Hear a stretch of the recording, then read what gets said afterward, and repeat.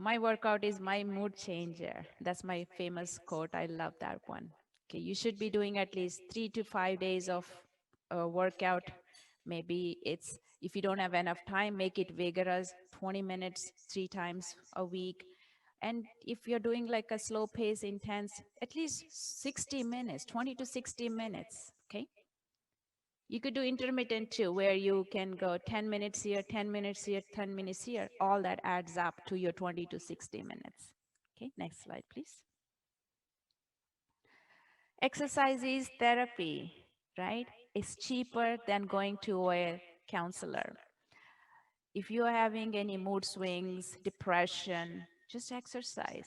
Put some music and just move away. And that relieves your cortisol level so low, you will be so relaxing. And that's why exercise is therapy.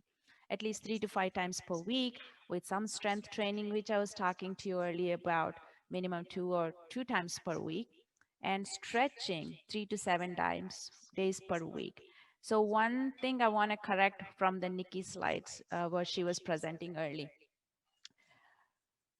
Stretching before exercise is not recommended. That was a wrong answer. Important to do before you warm up is gentle movement, which the muscles which you're going to work. We call it dynamic stretching. When you do regular stretching, which is holding, it's called static stretching. You hold the pose for a few seconds. Minimum 20 to 30 seconds is the recommended stretching period for each muscle group. Okay, so when you warm up, you don't stretch. When you're warming up, you do a little movement along with all the dynamic stretches. Okay, we'll talk about that when I'm doing the exercise, so we can go from there.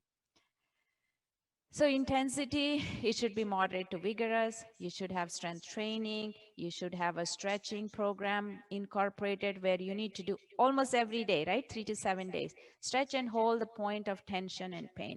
And you wonder, why am I talking about stretching?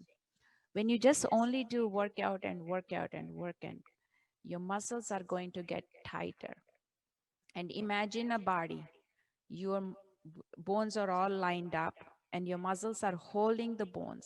If I take all the muscles away, you are a stack of bones.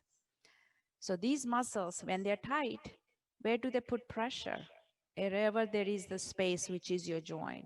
And that's why the joints get arthritic. You know, I'm so surprised I see arthritis in 20 to 25 or 30-year-old people. It's because the muscles are so tight.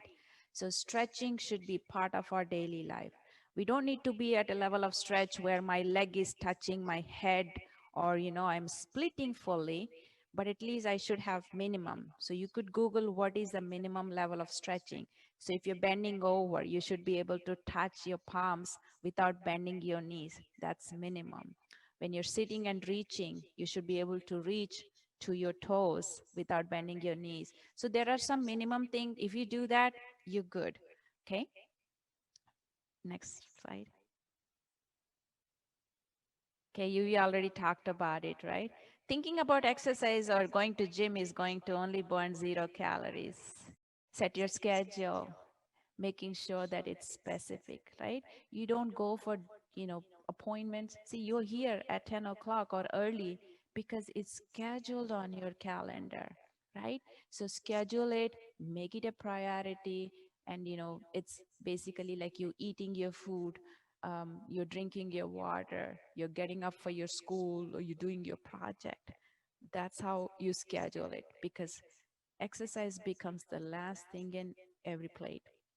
Okay, it's like a marriage. You can't make it work if you cheat on it.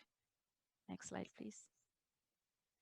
So exercise is equal to endorphins, and endorphins make you happy. Moving body releases, um, not only lowers the cortisol, but it also releases endorphins and also the happy hormones, which causes less depression and more confidence, more productivity, more concentration, you reaching high in your life.